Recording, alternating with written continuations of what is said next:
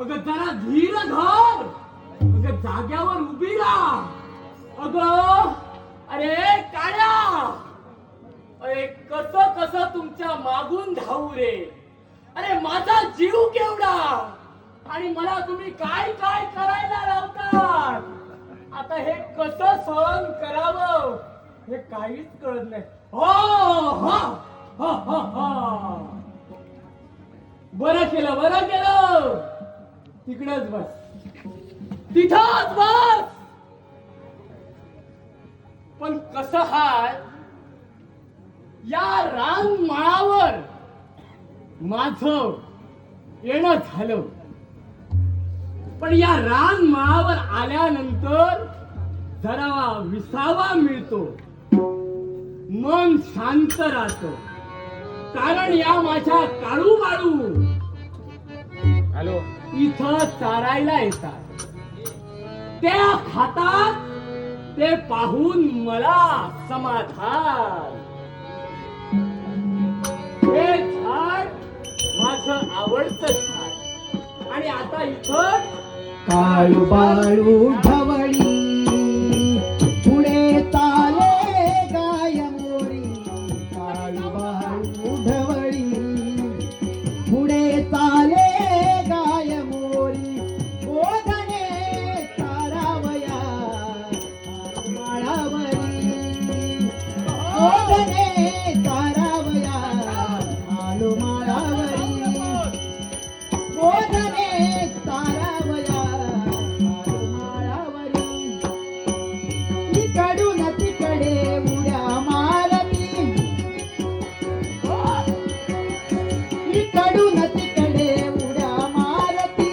वासरे ही नाना परी. वासरे ही नाना परी.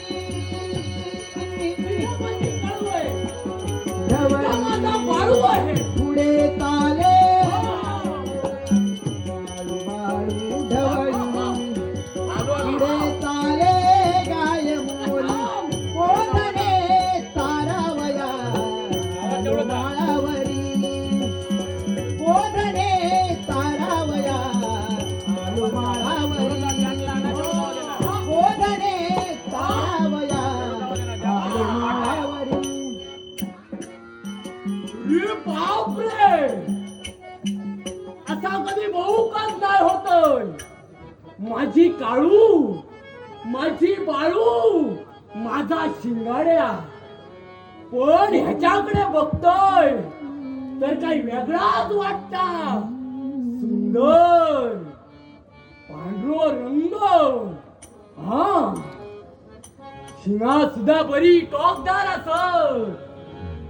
पण आतापर्यंत अशी गाय कधी मी मात्र माझ्या जीवनात बघू नाही. पण ह्याका बघलोय आणि मन प्रसन्न झाल्यासारख्या वाटाक लागला.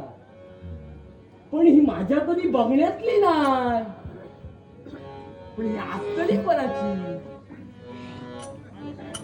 आपाची सुद्धा अशी धोरण आहे असं. होय, खरात सांगतोय, आपाची सुद्धा नाही असं.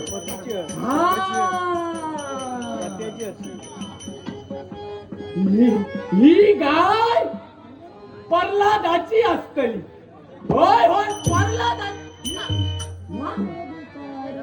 प्रल्हादाचो रेडू असा, गाय नाही त्याच्याकडे. होय, कोणाची असली. पण आता ह्याचा करतो नाही काय. ही जर या काळू बाळू बरोबर गेली आणि यांका घरे घेऊन गेली तर ती माझ्या हातात येऊची नाही. आता ह्याका असाच करू व्हायाचा, राजांकडे ह्याका नेऊ व्हायाचा. होय होय, राजांकडे. ढवळी